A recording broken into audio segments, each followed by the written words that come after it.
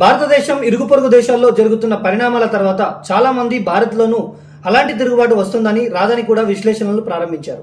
అయితే ఆయా దేశాల్లోని పరిస్థితులను విశ్లేషించినప్పుడు అక్కడి ప్రజల్లో అసహనం పెరిగిపోవడానికి ప్రభుత్వాలు కారణమయ్యాయి. వారి రోజువారీ జీవితాలను ప్రభావితం చేసే నిర్ణయాలు తీసుకోవడం, నిర్లక్ష్యం, అవినీతి సహా అన్నీ కలిసి ప్రజల్ని ఇక చావోరేవో తేల్చుకోవాల్సిందే అన్నట్లుగా మార్చడంతో తిరుగుబాటు చేశారు. పాలకుల్ని తరిమికొట్టారు. కానీ అలాంటి పరిస్థితులు ఇండియాలో 1% కూడా లేవు. 2023-24 ఆర్థిక సంవత్సరానికి ఏడీఆర్ నివేదిక వెల్లడి. 685.51 కోట్ల రూపాయల ఆదాయంతో బీఆర్ఎస్ కు అగ్రస్థానం. టాప్ 5 లో చోటు దక్కించుకున్న టీడీపీ, వైసీపీ. రెండో స్థానంలో టీఎంసీ, మూడో స్థానంలో బీజేడీ. మొత్తం ఆదాయంలో 83% వాటా ఈ 5 పార్టీలదే. దేశంలోని ప్రాంతీయ పార్టీల ఆదాయంలో తెలుగు రాష్ట్రాల పార్టీలు సత్తా చాటాయి. 2023-24 ఆర్థిక సంవత్సరానికి గాను అసోసియేషన్ ఫర్ డెమోక్రటిక్ రిఫార్మ్స్ విడుదల చేసిన నివేదిక ప్రకారం తెలంగాణ ప్రధాన ప్రతిపక్షం బీఆర్ఎస్ దేశంలోనే అత్యంత సంపన్న ప్రాంతీయ పార్టీగా మొదటి స్థానంలో నిలిచింది. ఈ జాబితాలోని తొలి 5 స్థానాల్లో 3 తెలుగు పార్టీలు ఉండడం విశేషం. దాదాపు 300 రోజులుగా కొనసాగుతున్న ఎలాన్ మస్క్ ఆధిపత్యానికి తెర. ప్రపంచ కుబేర్ల జాబితాలో పెను సంచలనం నమోదైంది. దాదాపు 300 రోజులుగా అగ్రస్థానంలో తిరుగు లేకుండా కొనసాగుతున్న టెస్లా అధినేత ఎలాన్ మస్క్ ఆధిపత్యానికి అనూహ్యంగా తెరపడింది. అమెరికన్ టెక్నాలజీ దిగ్గజం ఒరాకిల్ సహ వ్యవస్థాపకుడు లారీ ఎలిసన్ మస్క్ ను వెనక్కి నెట్టి ప్రపంచంలోనే అత్యంత సంపన్నుడిగా అవతరించారు. ఒరాకిల్ కంపెనీ షేర్ల విలువ ఒక్కసారిగా ఆకాశమే హద్దుగా పెరగడమే ఈ అనూహ్య మార్పుకు కారణమైంది. నేపాల్ యువత తిరుగుబాటు చేసింది. కాఠ్మండూలో అరాచకం జరిగింది. అది చిన్న అరాచకం కాదు. వాళ్ళు వీళ్ళు అనే తేడా లేకుండా రాజకీయ నేతలందరిపై దాడులు చేశారు. ఓ మాజీ ప్రధాని భార్యను సజీవ దహనం చేశారు. తమ దేశ ప్రజాస్వామ్య చిహ్నమైన పార్లమెంట్ ను కూడా వదిలిపెట్టలేదు. ఇళ్లను, పార్లమెంట్ ను తగలబెట్టేశారు. ఇది నేపాల్ చరిత్రలోనే అత్యంత ఘోరమైన తిరుగుబాటు విధ్వంసం. మోహన్ భగవత్ ఆర్ఎస్ఎస్ భారత సంస్కృతిని, జాతి ఆత్మను జవజీవాలతో తొణికిసలాడేటట్లు చేసే వటవృక్షమని ప్రధాని మోదీ అన్నారు. ఈ విలువలను ముందుకు తీసుకుపోవడానికి మోహన్ నిత్యం నిబద్ధతతో కృషి చేస్తున్నారని చెప్పారు. భగవత్ 75వ జన్మదినం, ఆర్ఎస్ఎస్ శత జయంతి సంవత్సరం సందర్భంగా ప్రధాని శుభాభివందనలు తెలిపారు. యాచారం మీదుగా అమరావతి రోడ్డు. హైదరాబాద్ అమరావతి జాతీయ రహదారిని రంగారెడ్డి జిల్లా యాచారం మీదుగా నిర్మించనున్నారు. సీఎం రేవంత్ రెడ్డి ఈ రోడ్డు నిర్మాణానికి అనుమతి ఇవ్వాలని కేంద్రాన్ని కోరారు. ఈ రహదారి ఓఆర్ఆర్ రావిరాల నుంచి భారత్ ఫ్యూచర్ సిటీ మీదుగా యాచారం వెనుక నుంచి నల్గొండలోని మునుగోడు, చండూరు, జాన్పహాడ్ మీదుగా వెళ్తుంది. ఎయిర్ ఇండియా విమానంలో మరోసారి సాంకేతిక లోపం బయటపడింది. ఢిల్లీ నుంచి బుధవారం రాత్రి సింగపూర్ కు బయలుదేరాల్సిన బోయింగ్ 787-9 డ్రీమ్ లైనర్ ఫ్లైట్ లో ఏసీ సిస్టమ్ విద్యుత్ సరఫరాలో సమస్య తలెత్తింది. దీంతో 2 గంటలు శ్రమించినా సమస్య పరిష్కారం కాకపోవడంతో విమానం నుంచి 200 మంది ప్రయాణికులను కిందికి దింపేశారు. జూబ్లీహిల్స్ ఉప ఎన్నిక నేపథ్యంలో ప్రధాన పార్టీల నుంచి ఆశావాహుల సంఖ్య పెరుగుతోంది. కాంగ్రెస్ టికెట్ కోసం తీవ్ర పోటీ నెలకొంది. బీఆర్ఎస్ నుంచి మాగంటి సునీతకే టికెట్ ఇస్తారని తెలుస్తోంది. బీజేపీ నుంచి లంకల దీపక్ రెడ్డి ఇతరుల పేర్లను పరిశీలిస్తున్నట్లు టాక్ నడుస్తోంది. జూబ్లీహిల్స్ లో గెలిస్తే మంత్రి పదవి ఖాయమంటూ కొందరు అధికార పార్టీ నేతలు ప్రచారం చేస్తూ ఆశల పల్లికలో వేధించడం గమనార్హం. రాష్ట్రంలోని ఆటో డ్రైవర్లకు దసరా కానుక ప్రకటించారు. ప్రతి ఆటో డ్రైవర్ కు 15,000 రూపాయల చొప్పున ఆర్థిక సహాయం అందిస్తామని చంద్రబాబు ప్రకటించారు. ఎన్నికల సమయంలో ఇచ్చిన హామీలను నెరవేర్చడానికి కూటమి ప్రభుత్వం కట్టుబడి ఉందని, ఎన్ని ఆర్థిక కష్టాలు ఎదురైనా ప్రజలకు ఇచ్చిన మాట నిలబెట్టుకుంటామని సీఎం చంద్రబాబు పునరుద్ఘాటించారు.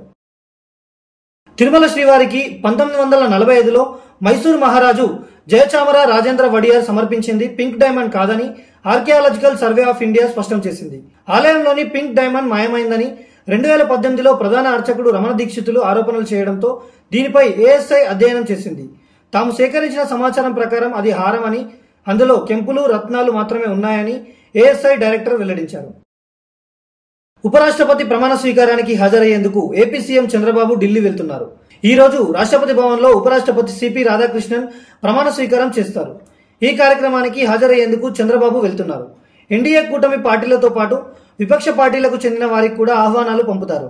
రాష్ట్రపతి భవన్లో జరిగే ఈ కార్యక్రమం రాజకీయాలకు అతీతం. లిక్కర్ స్కామ్ కేసులో దర్యాప్తును సిట్ ముమ్మరం చేసింది. హైదరాబాద్, విశాఖలో నర్రెడ్డి, సునీల్ రెడ్డికి చెందిన కంపెనీల్లో ఏకకాలంలో సోదాలు నిర్వహిస్తోంది. బంజారాహిల్స్ రోడ్ నెంబర్ 3లోని స్నేహ హౌస్, రోడ్ నెంబర్ 2లోని సాగర్ సొసైటీ, కాటేదాన్, రాజేంద్ర నగర్, ఖైరతాబాద్, కమలాపురి కాలనీలో అధికారులు తనిఖీలు చేస్తున్నారు. విశాఖలోని వాల్తేర్ రోడ్, వెస్ట్ వింగ్ లో ఉన్న మరో కార్యాలయంలోనూ రైడ్ జరుగుతోంది. ప్రభుత్వం ఇంటర్నెట్ కేబుల్ వైర్లను కట్ చేయడం ఆపాలంటూ జీహెచ్ఎంసీ పరిధిలో కేబుల్ ఆపరేటర్ల ధర్నా. కాంగ్రెస్ బీజేపీ నాయకులు వారి గోదాముల్లో యూరియాను అక్రమంగా నిల్వ చేసుకుంటున్నారు. 275 రూపాయలకు రావాల్సిన బస్తా బ్లాక్ మార్కెట్లో 800 రూపాయలకు అమ్ముకుంటున్నారని ఆర్ఎస్ ప్రవీణ్ కుమార్ ఆరోపించారు. తెలంగాణలో తిరుగుబాటు మొదలైంది. యూరియా అడిగిన తోటి రైతును అరెస్ట్ చేయబోతే పోలీసుల మీద మూకుముడిగా తిరగబడ్డ రైతులు. సిద్దిపేట మండలం ఇర్కోడ్ గ్రామంలో యూరియా అడిగిన రైతును అరెస్ట్ చేయబోయిన పోలీసులు. తోటి రైతుకు మద్దతుగా పోలీసులపై మూకుముడిగా తిరగబడ్డ రైతులు. ఆంధ్రప్రదేశ్ రాష్ట్రంలోని తిరుపతి, విశాఖపట్నం విమానాశ్రయంలో తెలుగువారికి స్వాగతం పలికిన కూటమి శాసనసభ్యులు. బుధవారం నుండి నిర్విరామంగా కృషి చేసిన నారా లోకేష్ గారిని అభినందించిన సహచర మంత్రులు, అధికారులు. రాజమండ్రి సెంట్రల్ జైల్లో సరెండర్ అయిన మిథున్ రెడ్డి. ఉపరాష్ట్రపతి ఎన్నికల్లో ఓటు వేసేందుకు 6 రోజుల మధ్యంతర బెయిల్పై వచ్చిన వైఎస్ఆర్సీపీ ఎంపీ మిథున్ రెడ్డి కోర్టు ఆదేశాల మేరకు రాజమండ్రి సెంట్రల్ జైల్లో సరెండర్ అయ్యారు. ఈ నెల 11న సాయంత్రం 5 గంటల లోపు జైల్లో లొంగిపోవాలని కోర్టు ఆదేశించగా దానికి కట్టుబడి ఆయన జైలుకు చేరుకున్నారు. గొర్రెల స్కామ్ కేసులో స్పీడ్ పెంచిన ఈడీ. గొర్రెల పంపిణీ పథకం స్కామ్ కేసులో ఈడీ దర్యాప్తు వేగవంతం చేసింది. ఈ నెల 15న విచారణకు హాజరు కావాలని బాధితులకు నోటీసులు జారీ చేసింది. ఇప్పటికే ఈ కేసులో అవినీతికి పాల్పడిన పలువురు పశుసంవర్ధక శాఖ అధికారులను, బ్రోకర్లను ఏసీబీ అరెస్ట్ చేసింది. ఈ స్కామ్ లో వేల కోట్లు చేతులు మారినట్టు ఏసీబీ నిర్ధారించింది. మహారాష్ట్ర గవర్నర్ పదవి నుంచి వైదొలిగిన సిపి రాధాకృష్ణన్.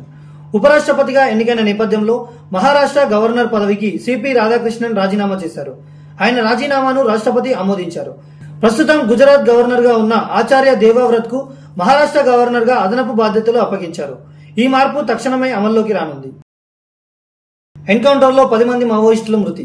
ఛత్తీస్గఢ్ లోని గరియాబంద్ లో గురువారం భద్రతా బలగాలు మావోయిస్టులకు ఎదురుకాల్పులు జరిగాయి. కాల్పుల్లో 10 మంది మృతి చెందినట్లు తెలుస్తోంది. ఈ ఎన్కౌంటర్ లో మావోయిస్టు కేంద్ర కమిటీ సభ్యుడు మనోజ్ అలియాస్ మోందం బాలకృష్ణ సైతం ఉన్నట్లు సమాచారం. Raipur range IG Amaresh Mishra encounter ను ధృవీకరించారు. భద్రతా దళాలు, నక్సల్స్ మధ్య ఎదురుకాల్పులు జరిగాయని, ఇంకా కాల్పులు కొనసాగుతున్నాయని పేర్కొన్నారు.